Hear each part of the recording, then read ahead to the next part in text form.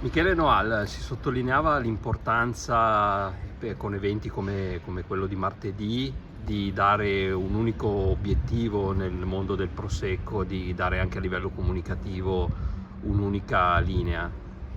Assolutamente sì, credo che siamo ben felici di questa collaborazione con i ristoratori del Montello a tavola, perché alla fine il ristoratore è il primo ambasciatore, è colui che riceve l'ospite e non il cliente, lo sottolineo,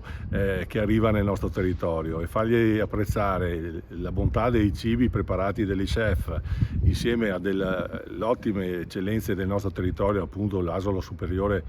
Prosecco, il Montello di OCG, il Montello DOC, è un raccontare il territorio, che è proprio uno dei driver che abbiamo scelto per comunicare le bellezze di questa nostra denominazione, che da Piave a Brenta, dal